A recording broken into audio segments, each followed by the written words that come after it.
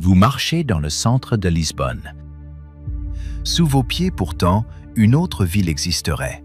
Des galeries oubliées, des passages murés, des tunnels reliant des bâtiments officiels. Certains affirment qu'on peut traverser des quartiers entiers sans jamais revoir la surface. Mythe urbain ou simple couche invisible de l'histoire? Tout commence souvent de la même manière. Un ouvrier découvre une cavité en rénovant un immeuble ancien. Un sous-sol révèle un couloir maçonné, un mur cache une ouverture ancienne. Très vite, les hypothèses circulent. Passage secret entre couvents, voie d'évasion royale, réseau souterrain utilisé pendant des périodes de troubles politiques. Le centre historique de Lisbonne est ancien, dense, reconstruit plusieurs fois, notamment après le séisme dévastateur de 1755.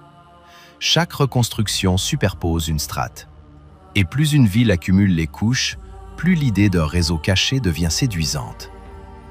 Le 1er novembre 1755, un tremblement de terre détruit une grande partie de Lisbonne. Incendie, tsunami, chaos.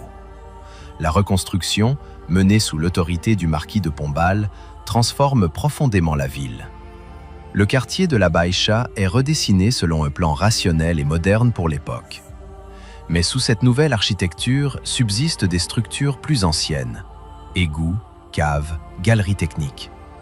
Il existe également un site bien réel, les galeries romaines de la Rua da Prata, vestiges d'un ancien système hydraulique antique. Elles ne sont ouvertes au public que quelques jours par an. Ce point est crucial. Il existe effectivement des structures souterraines historiques à Lisbonne, mais leur existence partielle alimente l'idée d'un réseau beaucoup plus vaste. À partir de faits réels, l'imaginaire fait le reste. On parle de tunnels reliant le Castello de São Jorge au fleuve, de passages secrets entre anciens palais, de galeries utilisées par la police politique durant l'Estado Novo. Les versions varient. Les cartes circulent en ligne, souvent sans source vérifiable. Plus le plan semble détaillé, plus il paraît crédible. Internet a amplifié cette dynamique. Une photo d'un couloir humide devient preuve. Une bouche d'aération devient entrée dissimulée. La ville souterraine devient un personnage. Pourquoi les tunnels fascinent-ils autant? Parce qu'ils représentent l'envers du décor. La surface montre l'ordre. Le dessous suggère le secret. Dans une capitale marquée par des bouleversements politiques, religieux et naturels, l'idée qu'un réseau caché ait servi à fuir, comploter ou protéger des trésors semble cohérente. Le souterrain est aussi un espace mental, ce que la ville ne dit pas officiellement, ce que l'histoire n'affiche pas en façade. Les tunnels deviennent métaphores.